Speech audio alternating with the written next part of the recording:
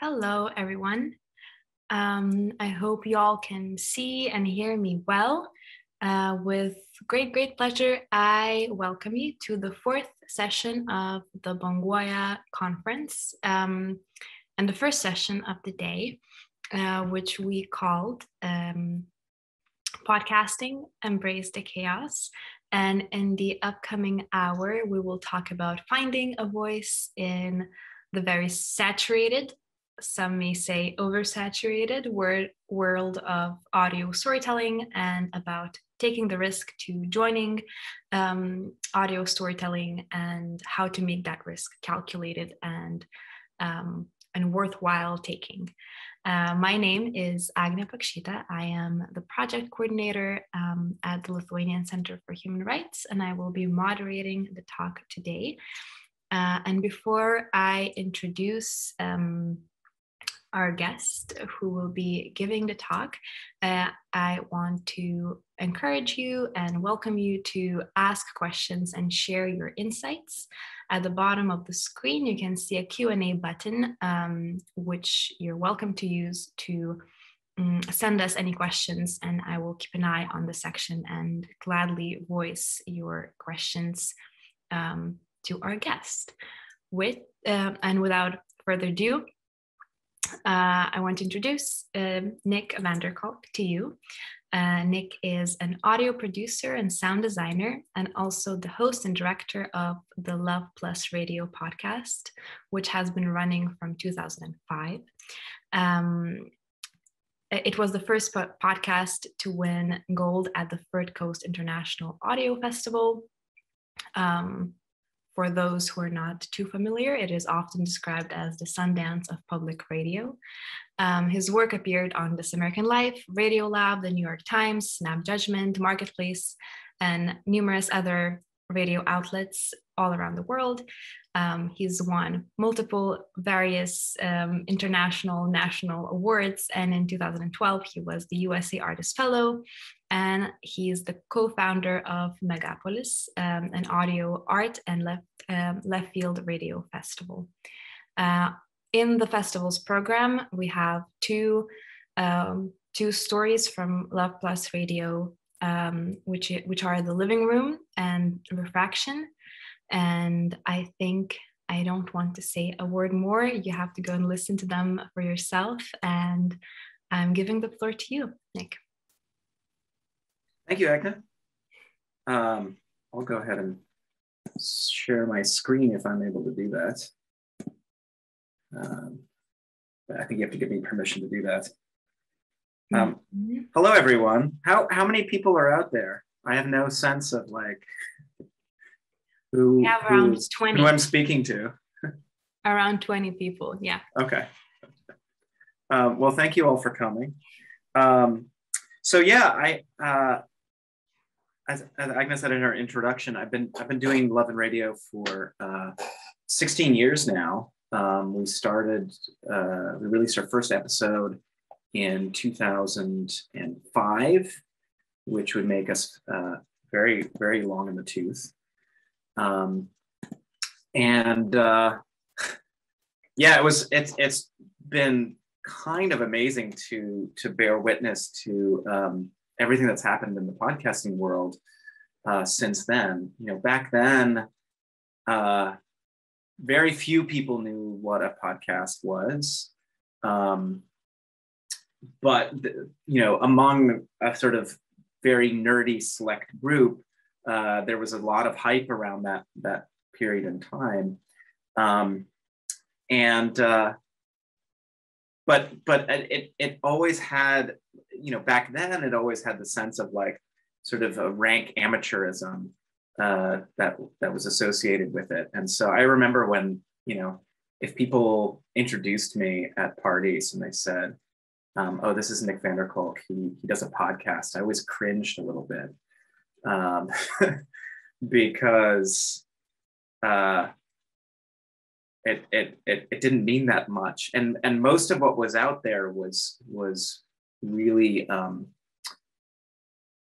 you know, not very good. That there wasn't like a lot of polish to it. there was a real promise that this was going to kind of like break down the gatekeepers within the radio system. But, you know, my view at the time was, you know, maybe there are gatekeepers in terms of getting like actual funding for that kind of work. But, you know, if you want, at least in the US, if you wanted to get on like a community radio station, it wasn't that hard, you know. And actually a lot of my favorite sort of alternative radio shows kind of sprang up out of like community radio. So I always, at, you know, circa 2005, 2006, 2007, I never identified myself as a podcaster, you know. I was always like a radio guy. And most of my favorite programs, even if I was listening via podcasts, they started as radio shows. And for the most part, with only a couple of exceptions, I think all the podcasts that I listened to, at least the spoken word ones, you know, came from some sort of radio outlet. So that said, you know, I think I sort of eschewed that title for a long time, and it wasn't until much later that I began to appreciate, you know, the particularities of the medium that felt really really undervalued and affected my own work. And I think one thing is being able to ensure that your audience is there from the beginning, as opposed to on radio, where you're constantly having to do this thing of like resetting the discussion for the people who like tune in. And that was like a profoundly transformative change to the medium of audio storytelling. And it has allowed, you know, at least in the work that I do, to kind of ease people in much more slowly to, you know, a story or a narrative or a character profile in a way that I never would have been able to over the radio. And then, you know, this was a project that I was doing completely on the side. You know, I always had jobs within the public radio system in America, and then basically saved up a bunch of money in 2012, and decided, like, I'm going to quit my job. I'm going to focus on this full time and see if I can sort of build up the audience that would be necessary to keep this sustained.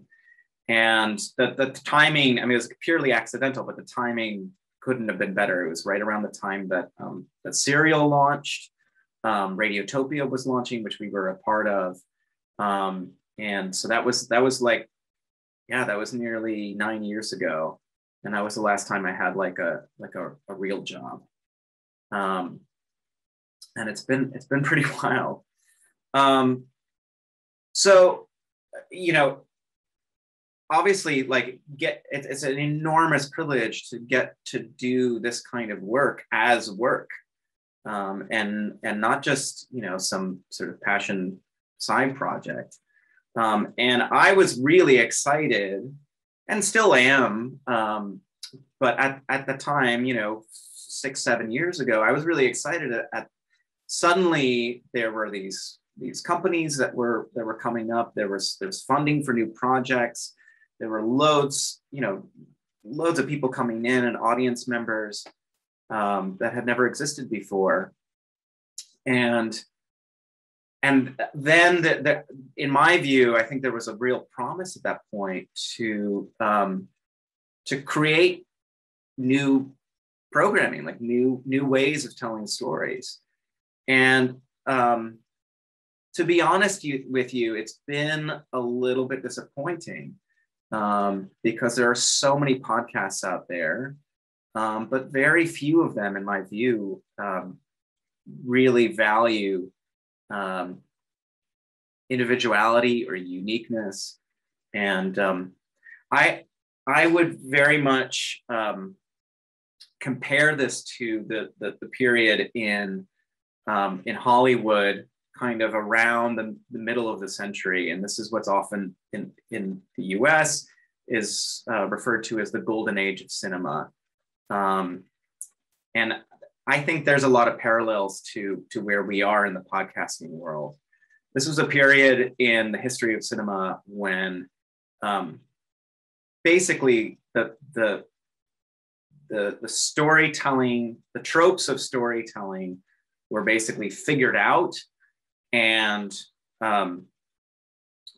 film studios were kind of leaning into, you know, what was established as you know, stuff that worked. So for instance, these are films that would have like a very clear beginning, middle, and end. They were very linear.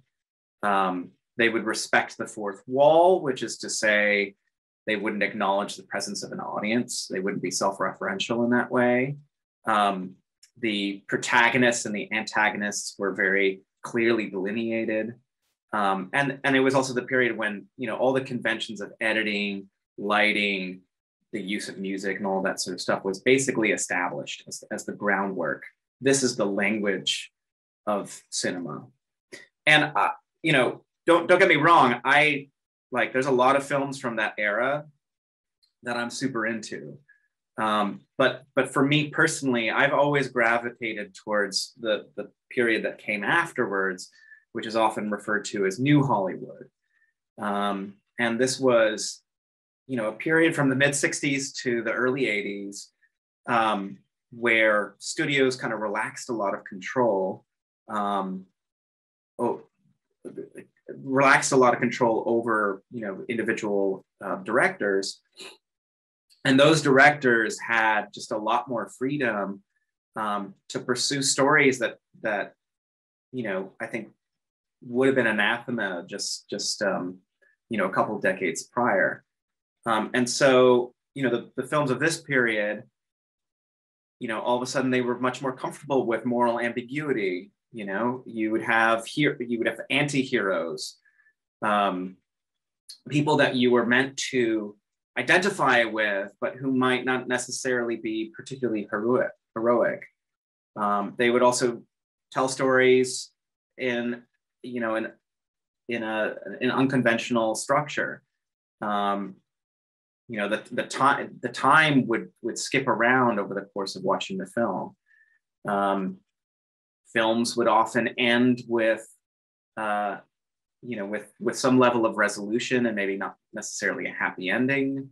The content got a lot more graphic, and films just became much more comfortable with making the audience uncomfortable with what they were experiencing. So I'm kind of like, I'm hoping that if the history of podcasts follows a history of film, that, you know, in the next few years, hopefully, you know, people will start getting a little bit bored with the conventions of podcast storytelling and start to like get back to experimentation again. And I asked Agnė if there was a similar analogy in Lithuania, but like in the States, the car rental market is like super saturated. And if you rent a car, like all these companies are completely indistinguishable from one another. And that's, you know, oftentimes I feel like that's a bit like the podcasting world. You know, talking about sort of an industry like, you know, rental cars, you know, what you're trying to provide for people is a fairly consistent experience, right? You want sort of the lowest cost, you want a car that works, you know, there's not going to be a ton of like bells and whistles around it. But podcasting, you know, doesn't work that way. Media doesn't work that way. Food doesn't work that way. It's not a service for people. It's an experience that you're offering to people. And experiences are built on novelty. They're built on giving people an experience that they haven't felt before, you know. There is a phenomenon in neuroscience known as habituation. And it's quite simply when your mind gets sort of tired by experiencing the same thing over and over again. For instance, if you're going on, you know, a long train ride through a really beautiful countryside, you know, maybe you're taking the Trans-Siberian Railroad or something, and that first day it's going to be spectacular, you know, but then over the next day and the next day, you know, your brain sort of habituates to the things that you're experiencing, and this is a good thing for us as human beings. If we didn't habituate to stuff, then we would just be in a constant state of paying attention to things. It would be kind of exhausting. But at the same time, you know, that's something that we as audio producers or media makers or whatever, we really need to fight against that. And we need to watch out for it. The really cool thing, the very cool thing about habituation is it's like it works on a completely neuronal level. Like if you, and you can experience this yourself, if you have, if you close your eyes and you're outside during a bright sunny day, and you close your eyes so that you're only seeing red, and you do that for a few minutes, when you open your eyes and you go back inside, everything looks blue. And the reason for that is because literally the neurons in your retina basically stop firing because they're getting this input of red constantly, and they just stop firing. And the same thing can happen on a much more sort of advanced level when we're talking about stories or music or anything else. So how do we address that? And I think one of the ways we do that for ourselves is to create sandboxes. Now, I was, you know, Love and Radio was like completely in the deep, dark woods for like 9 years before it really started getting any kind of traction.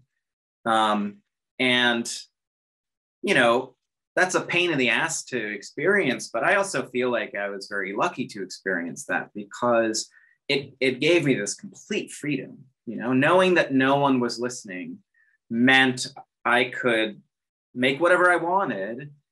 And a lot of it didn't sound very good, but I wanted to experiment, you know?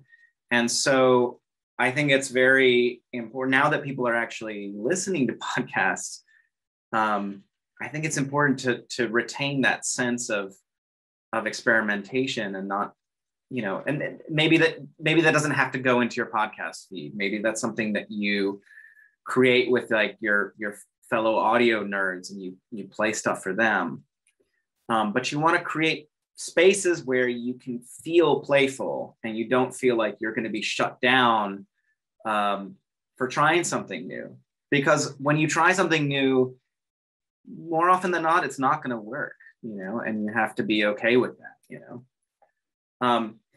Now, that said, you know, if you are experimenting and you're taking risks, you know, taking risks, this is a dumb thing to say, but taking risks involves like actual risk. You're putting something on the line, and people might not respond well to that. I remember coming home from a radio conference, and and everything that I was listening to, it was nice, but you know, it didn't have a spark. It was like just incredibly earnest. And on the way home, I got this email from this other podcast producer named Zoe Nightingale. And she was like, I love your show. Would you consider, you know, like working together on something or airing something that I've made? And she sent me some links. And I hadn't heard anything like it before, and it totally like she's a complete force of nature personality. So this is a selection of what I ended up playing. It was actually quite different from the normal stuff that I play, but I it sounded different, so this is what I played. I feel like you might have a really amazing story for other people who are. Story's not important. Just what? Because for other people who like maybe could use nothing. Your words my story is nothing. It's all about Jesus. You seem like if you come into his obedience and you really want to know who he is, that he'll come to you. But we must die. It's appointed for men to die once, and after this is the judgment. But that we may die in Jesus' name. That we're going to be killed for his name. This is going to happen. If you love Jesus Christ, you're going to be killed. But if whatever you suffer here, our lives are a vapor in the wind. That they're here one day and gone the next. Right. That if you save your life, you're going to lose it, Jesus said. But if you lose your life for his name's sake, you're going to gain it. You're going to rise to everlasting life. To fear ye not, for God is with you. For our lives are temporary. That none of us are guaranteed tomorrow, but that we may stand with God and behold his glory and be with him in paradise. Okay. Whatever you suffer here, you're going to gain eternal life. To not even trip. Don't worry about what you're going to suffer here. So just as a side, I'm just wondering, you ever meet girls doing this? Ever meet like other Christian women who come to you and say like, I really believe in what you're doing, and like take them home or anything like that? This would be a great way to meet Christian singles, right? I mean, you're like, you're like a walking billboard. I meet a lot of different people, but I'm not here to match up or meet up with anybody. I'm here to but you still have sex, even though you're Christian, you can still have sex. I can if I want, but you don't want to? I live day by day, maybe it'll happen, maybe not, but I'm not focused on that. I'm focused on bringing the message of Christ. So like if a Jewish girl came up to you and wanted to talk to you about Jesus and she said, I have a thing for guys who love Jesus and she wanted to take you home, you would say no to me? I don't know. I'm going to go home and cry if you say no. You don't know? Are you rejecting me? Fill my vessel with your Jesus love. You'd say no? I'm offended, honestly. I need to go to the gym, I guess. I mean, maybe if I was wearing a shorter skirt, would it help? I really would love to know, did you go to jail? Did you kill someone? Like, what did you do? I know you did something. I see it in your eyes. You were a bad boy who's gotten good. I know it. I see it in you.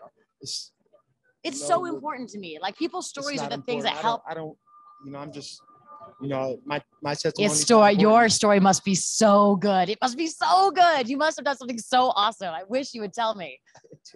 I don't believe you. I think you went to jail for something awesome, like grand larceny, of 15 pounds of methamphetamine, something incredible, with guns and machetes, and like you were like one of those Mexican drug lords with like a gold gun and like a skull and crossbones on it. You were just balling out in like a Bentley with like 3 hot Colombian girls sucking your dick while you're driving down the road. Because you have to ball out that hard to have to come to Jesus this hard. I think like there's no way you can come and stand on the street and not have had the most baller fucking life that ended in jail to get you to this point. No? I just love the Lord, and nobody just loves the Lord because you weren't raised this way. You found it. Nobody finds Jesus and latches onto it this hard without some fucked up shit going down. I know this. This is the only thing I know.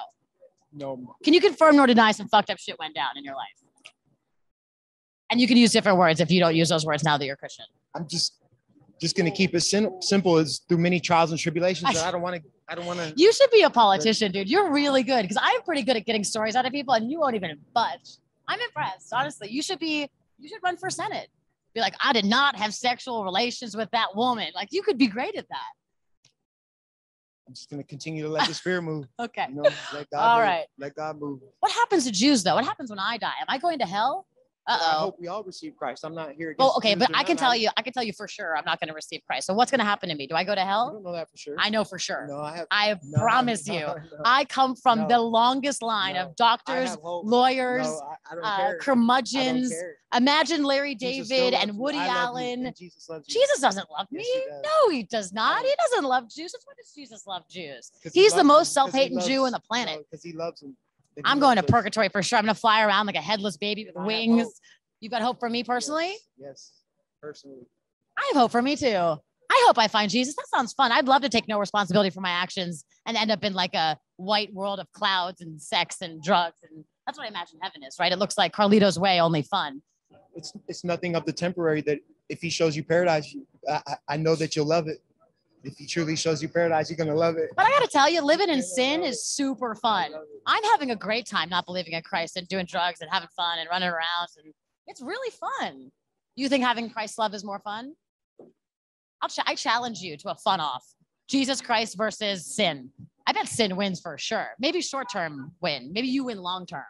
You're like the long con. I'm short con. I'm gonna keep letting the spirit move. Like. You are so good. So that episode, when we aired it, it had a big range of reactions, but we lost about 30,000 subscribers after putting that out. So that is to say, like, if you're going to try something different, like you got to put something on the line. That said, it doesn't always have to alienate an audience or whatever. And in my view, I think it's like worth it to take those risks because oftentimes, they do really well. There's a friend of mine, Leah Tao, does a podcast called Strangers, which some of you might be familiar with. And she up to a certain point, her podcast was mostly just her sort of interviewing other people. There wasn't a lot of her life in the show. And then she came up with the idea to start interviewing all of her ex-boyfriends and sort of figure out like kind of where she went wrong, because she was she was single and like feeling really frustrated. And she had never really, talked about her own vulnerabilities in the show. Anyway, this is a just quick selection. I feel like, what was it with us that didn't click? Mm-hmm.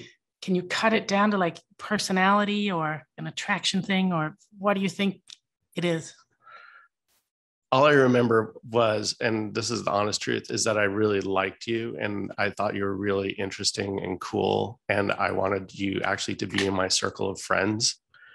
I would love, I'm friends with Leah Tao. Yeah, she's really cool. You should meet her. Like, I wanted to be friends with you, but I was like, I don't know if I want to date that person. You know what I mean? But if you had to sort of pinpoint the reason why we didn't go out again, do you have any thoughts on that?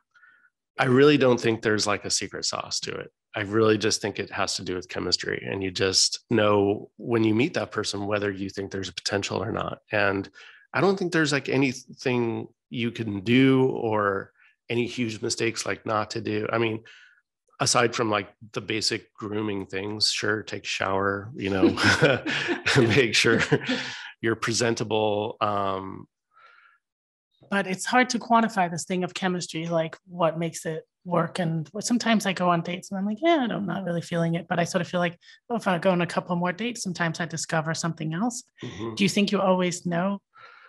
Yeah, I did that as well. Like, you would go on a first date and it was like, well, that went okay. And I don't hate that person. And, let's see where this goes a little bit. I'm not crazy about this person. And what I found out was that, like, it wasn't a case at least for me, that the more you date someone, that there's these layers that all of a sudden, like, I'm seeing a different side of this person that I didn't see. I never experienced that. I've really felt like the few people that I felt that there was some potential, that like I kind of felt it in my heart, like the first meeting.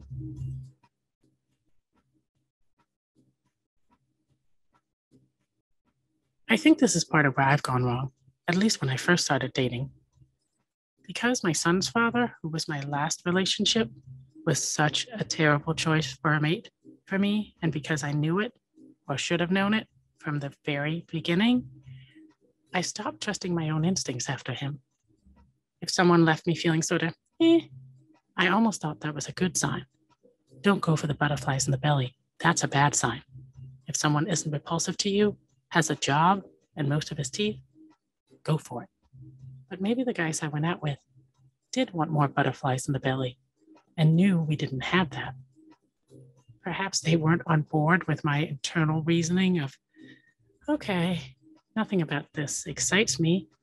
But there's nothing really wrong with him. I mean, he seems okay, just okay. And maybe I shouldn't have been on board with that either. Somehow, when my heart got ripped out of my chest by my fiance, who left me while I was pregnant, I lost my compass. And I developed this scarcity mentality, like someone who'd lived through the Great Depression. Sure ain't gonna be easy finding a husband now. You're pushing 40 and have a kid.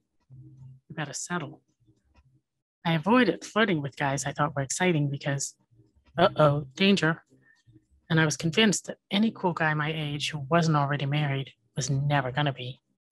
And my self-esteem after my fiance left me made me think I just couldn't get those guys anymore. So I never even responded when some hottie wrote to me online. I became very practical about it all. If someone had a kid and lived in my neighborhood or not too far, I was like, give it a try. But when those guys then reject you, the ones you felt you had to work hard to talk yourself into, well, then your confidence takes a real nosedive. And then you think perhaps the answer is to go for even less exciting guys. And that is a downward spiral. So I asked Leah to kind of explain like what led to her decision to kind of put more of herself in the podcast and kind of go down that road. I only really became aware of in hindsight, which was that I think I needed to process this really painful breakup I'd been through by telling the story of what happened. And I was less aware of that kind of personal motivation to, confess my pain. But I think that ended up being important to the entire process. Maybe in some ways, I think I was purposely deluding myself. But, I also had a big bad computer crash like the week that I was editing the first one, and it was due, let's say on Wednesday, I think it was. And it was horrible. And I lost all this time and I was way, way, way behind. And I'm actually in my son's room right now. And I remember I was in his closet recording at 3 a.m. when it was due at 9 a.m. I was recording the last of it and still editing it and like adding music, and just stayed up all night. And so it felt really unfinished. Like it was like delivering a painting where the paint is still completely wet. I couldn't go to sleep. I was so riled up and like nervous and like, this is a mistake. And if I'm going to do something so personal, it should be really sharp and perfect. And I should have thought it through more. And I should have had other people listen. And I should have done all of these things to make sure that this was actually something I could send out in the world. And so I started typing an email to the engineer where I said, I've never done this and I'm sorry to miss a deadline, but don't mix this. I'm going to have to redo it, think it over, and just don't mix it today. And as I was typing that email, an email came in from her, the engineer who was mixing that episode. And she said, oh my God, Leah, this is the greatest thing you've ever done. I was totally riveted and floored by it. And I think it's amazing. And then I thought, all right, fuck it. So what was the reaction like when you sent it out into the world? It was huge and extremely positive, not exclusively positive. And, I've continued, it developed into an entire series of initially 4 episodes. And then I did a follow-up, and then I did another follow-up, and then I did another follow-up. And so, it's become a kind of ongoing series on the show. And every time, there are people who say, oh my God, like, this is the worst crap ever, enough with the host and her pathetic love life. Like, can we please just get no more of this narcissistic, self-indulgent, whiny bullshit? And so the people who hate it really hate it, and I think you were one of the people I asked advice from, because I was like, I had put out the first one, and then there was a huge positive reaction from people from all over the world. I mean, I got hundreds and hundreds and hundreds of emails and voicemails and all that from people from literally all over the world, from like Kazakhstan and Mumbai and Sweden and, everywhere, saying, oh my God, I'm single too. And thank you for speaking the truth about all these fears that we all have and all these questions. And, we're always trying to present ourselves in such a positive light. And inside we feel like such abject losers because we're apparently the only ones who haven't figured this out. And thanks for making me feel less alone. with all that. And so, you know, that was the lovely thing, was that I hadn't even anticipated that. It was a very personal project and I just had to do it for myself. But I also, you know, of course, sometimes you have this tendency that even if you only get one negative email for every like 500 positive emails you get, you kind of notice those because they speak to a fear. You know, there's always a fear, like, God, is this narcissistic or self-indulgent, or is it relevant? Is it art? Is it like the worst of like reality TV that I've now somehow put in radio form? Like, am I speaking to something valuable here, or am I just being an exhibitionist, a whiny exhibitionist? And that was a fear that I had. So when people said, oh my God, enough with this whiny exhibitionist, you know, you know, it stung some. And I think I wrote to you and a couple other friends who are producers and said, you know, should I not put up the second one? Like, is this a mistake? You know, iTunes is promoting the show and maybe it's a bad time to be putting up like another terrible, self-indulgent, miserable episode. And I remember you and the others said, you know, I mean, a strong reaction, you know, the best thing you can get after a 5-star review on iTunes is a 1-star review, because at least people feel really strongly and not blah, because at least people really care and they're really engaged, and at least it's interesting and exciting in that way. And so I took that advice and kept going. So if there's anything I want you to get away from this session, I think is a sense of like not giving a fuck, you know?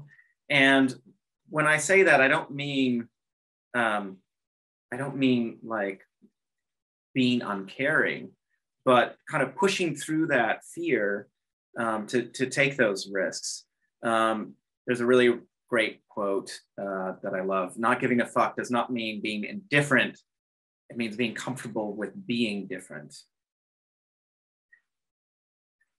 You know, this kind of method can be kind of wearing on your psyche to a certain degree.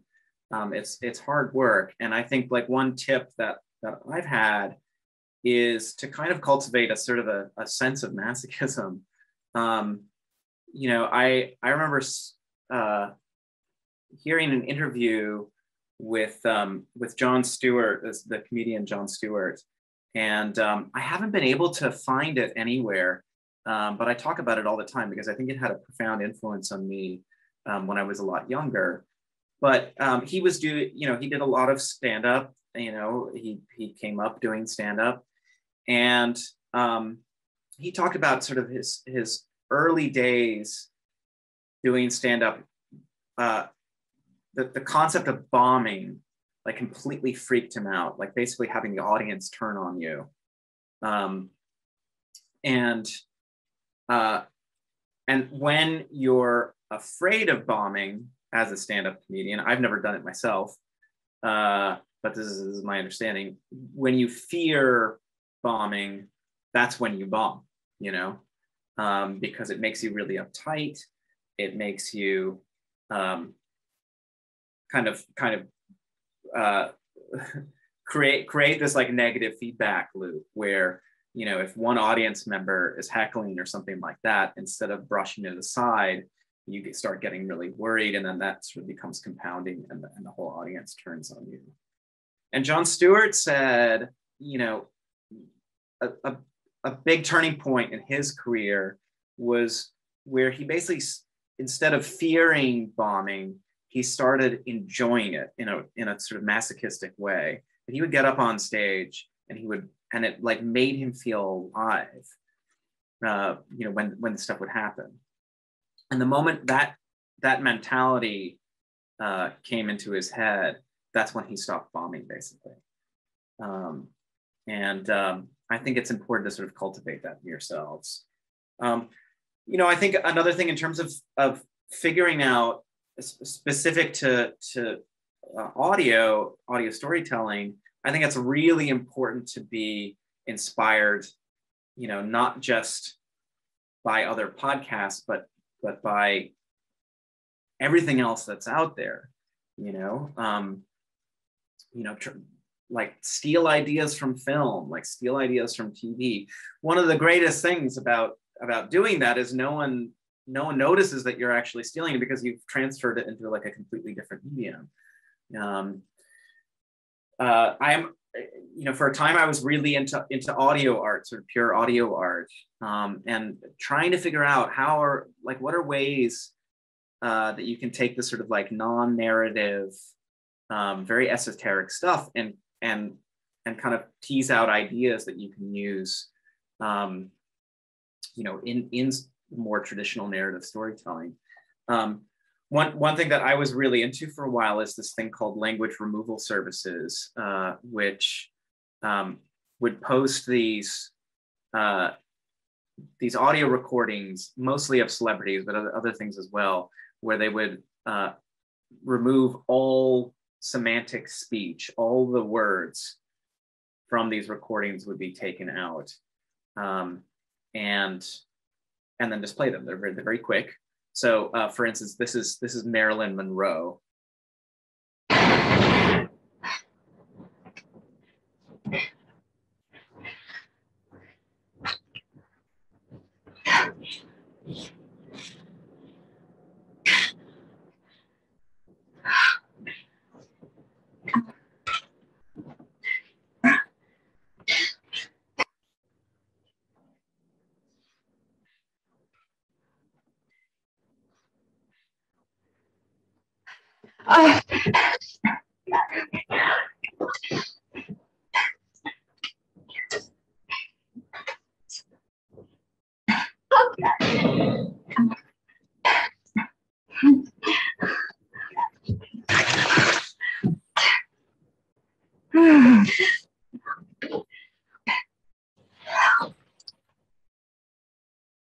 And just as a point of comparison, here's the poet William Burroughs.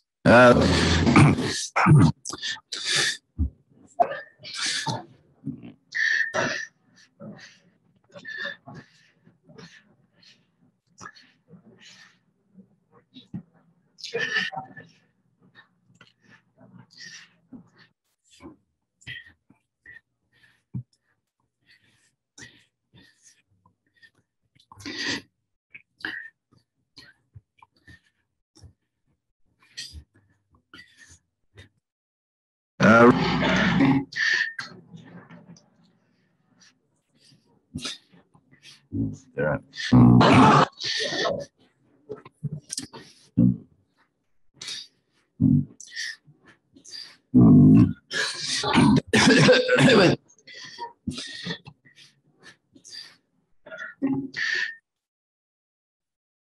What I love about these is, there's nothing semantic in there. There's just the sound of people breathing and some ums, and yet you get, for me anyway, you get such a sense of people's personalities, And I remember listening to those and thinking like, okay, how can we plug that into,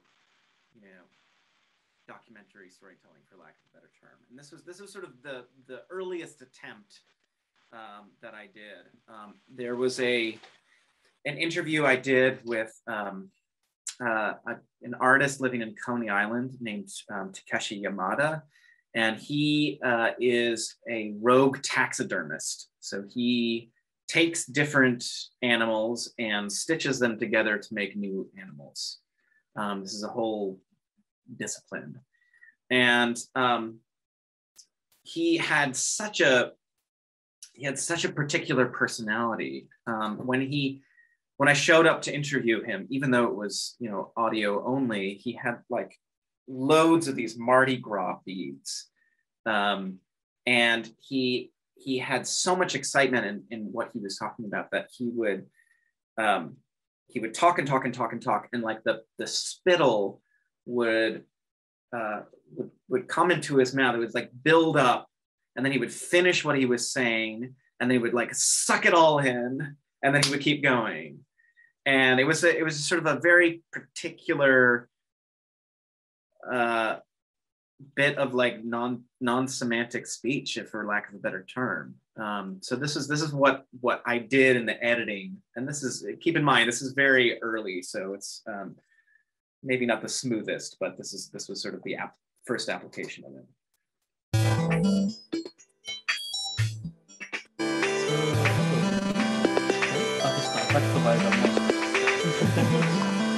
Can I just get you to say your name and your profession? Yes. Hello, my name is Takeshi Yamada. I am an artist in Coney Island, Brooklyn, New York. If you leave even a single grain of rice on your dish, God will destroy your eyes. I really hate the concept of wasting, whether it is the food or animals. If it is a freshly killed animals, you have to eat. Don't waste anything, except the poop, But even poop, take it, bring it to the garden, use that as fertilizer. Don't waste anything. But only difference between the big fish eating a small fish and human eating fish is we show respect. If you don't eat it just for killing purpose, and if you don't have guts to skin and take meat with your own hand, it's not respectable.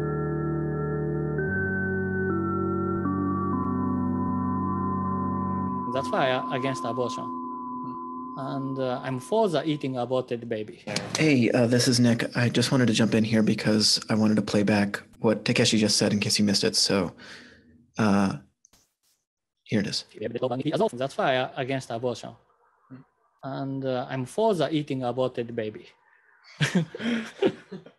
And same token, I'm supporting wife or husband, whoever dies, one spouse has a right to eat them, cook them and eat them. So it becomes their part of their body is consumed and become joining as the other one. I'm supporting cannibalism, but for the sanctity of life. Would you ever do that yourself? If I get married with a wife, she die, sure, I'll cook her. I'll eat her. Why not? So just as a counterpoint, about 5 years later, I worked on this piece with a producer named Sarah Liu and Brendan Baker, and we had a similar application of sort of using these breaths, like how can we cheat out these breaths? This is from an episode we produced called Fix, that was about this guy who, it's a long, complicated story, but he basically he was working for a record company and was stealing promo CDs and selling them in order to feed this cocaine habit. And I talked about the day that he got arrested, in the course of having him describe this, and I was asking this like super long-winded, really tedious question, really. But in the course of me asking this question, he basically became so emotionally distraught that he like excused himself to the bathroom. And so we had to figure out like, okay, what do we do? This is a really amazing moment, where he's overcome with emotion, but we have this really dumb question on my part, and this is what we ended up doing with that. I'm not actually sure if I got the phone call or if I made the phone call, but anyway, it was to a former colleague, and she says, I know you're leaving town and you're moving. Why don't you come down to a bar called Sticky Mike's Frog Bar? I want to have a going away party. We'll have some drinks. And I said, great. As I'm going to the city, I was thinking, I want to get one last bag of cocaine. I wasn't sure if I should do that first or if I should do that last. The person who was giving me a ride dropped me off uptown. The bar was really close by. So instead of going downtown to score the Coke, I went to the bar first. I went into the bar and walked toward the back, stood up and looked around. I didn't see anyone. And I was just wondering, like, where are they? I can't see anyone. I suddenly felt this like really sharp tap on my shoulder, like where the nail, like the nail of the index finger went right into my shoulder. It hurt. NYPD detective, turn around, hands behind your back.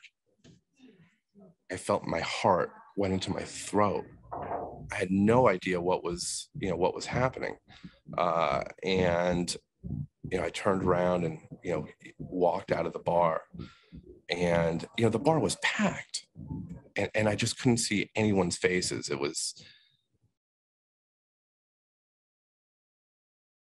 I'm telling you this story right now. As I'm telling it, it's like that lump is right back in my throat. I mean, this was 16 years ago, and yet it feels like yesterday. Do you feel like the more you retell the story, that helps you sort of react in a sort of a non-emotional way, or do you feel like you're kind of stuck into reliving it every time that you retell it? Yeah, I really want to escape from it. And I feel like the only way I could tell it is to relive it, which is, for me, unfortunate because it's a traumatic, point in my life. Yeah. Well, part of the reason that I ask, and I don't want to get too much into sort of over psychologizing things, but so my dad, he's a psychiatrist. He works a lot in post-traumatic stress disorder, and sort of the way that he views people who have PTSD is that they do get stuck, that they stay in this sort of like emotional response.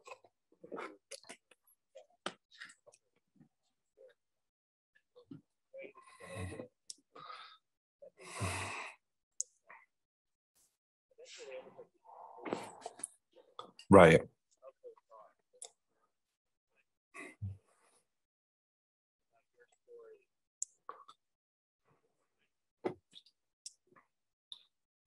Clean and sober, you've moved past it, in a real way, but in an emotional way. It's just hearing that emotion in the voice. It sounds like in an emotional way, you haven't totally moved past it. No, I haven't, and yeah, I definitely have not. Nick, can you hang on one sec? Yeah, of course. You know what? Hang on one sec. I just got to run to the restroom. Yeah, of course.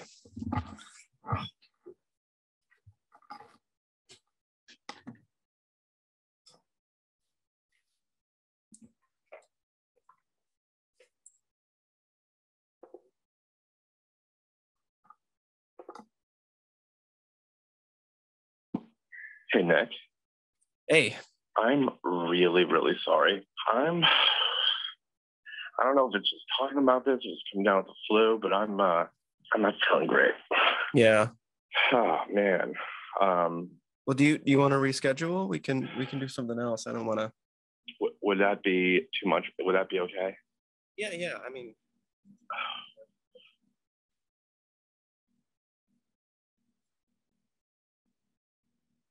You were set up by one of your colleagues. It was a total setup. It was a setup.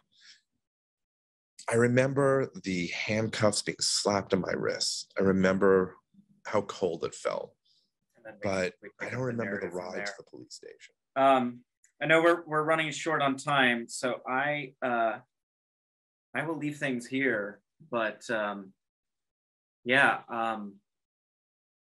your own thing. Don't wait for permission from anyone to do anything.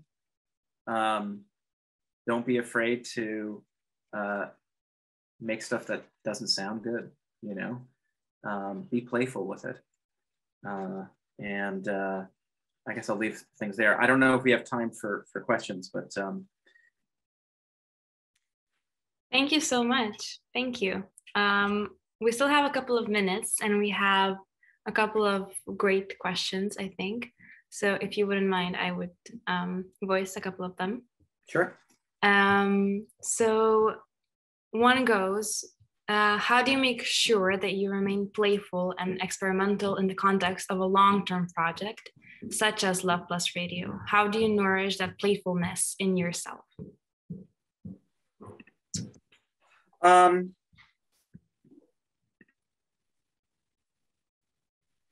Yeah, I mean, I think everything that I've talked about in the presentation, honestly, I mean, I think looking, looking to other media, not just podcasts. I think,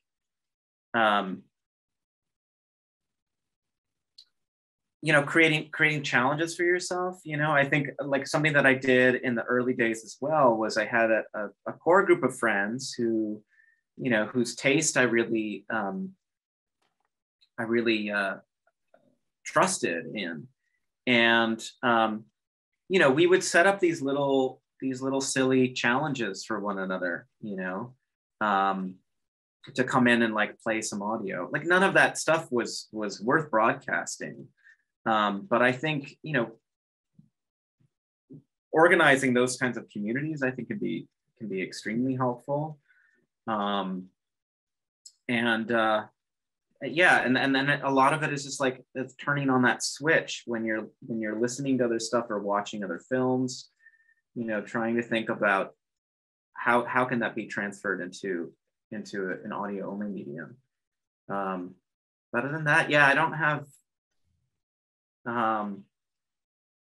like a lot of practical solutions in terms of having that playfulness, except like it just says like, switch it on, I guess it also depends a lot on the specific context, the sphere, the theme that you're in. Yeah.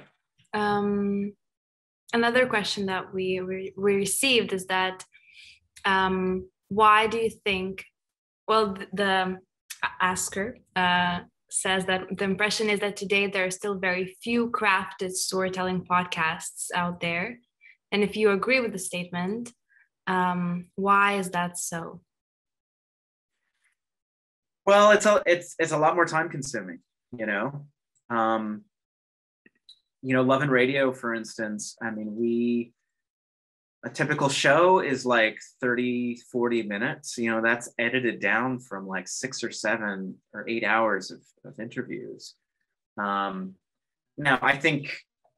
I think the results sort of speak for themselves. I'm really proud of the quality of work, but that's a lot to ask a podcast network or whatever who's going to bankroll that sort of thing to be like, hey, we need like 2-3 months to produce this thing, when there are so many of these other sort of like, more chat shows that are a little bit more disposable, I think. But they're much cheaper, and way less time consuming to produce. But that said, I mean, I think it's a question of like how forward thinking the businesses are, because I think that kind of crafted storytelling, I mean, first of all, 8 out of the top 10 podcasts in the world are that kind of crafted storytelling. And so there's clearly an audience for it. And beyond that, like that stuff tends to be, quite a bit more evergreen, I think we, the back catalog listening for our show, I can't speak for other ones, but it's pretty huge, because the stories that we're working on, they're not tied to current events, or very rarely tied to current events. They're meant to be like little films that can be enjoyed, right now or 10 years from now or whatever. But yeah, I think you don't see more of them because it's just more expensive to produce. Thank you. And overall, I want to thank you for the session. Thank you for sharing with us. Thank you for having me. And thank you for answering the questions. I think these are very, very insightful, necessary answers for creators to hear. So thank you once again. And to finish up the session, I want to say that you can find the program of the Banguoja Festival on our website, which is banguoja.lt. You can find all 17 of the audio stories that are part of the program. And also, please consider joining the remaining 2 sessions that we have today. So in a little while, in over 20 minutes, we will be starting the session with Ariana Martinez called Artful Approaches to Sound Design. And from 6 p.m., we have a session called Creative Talks, Telling Challenging Stories with Sayir Quevedo, Martina Schulskuta, and Emily Rosen. So we would be beyond happy to have you in these upcoming sessions. And with that note, I thank you all for attending the session today and see you soon.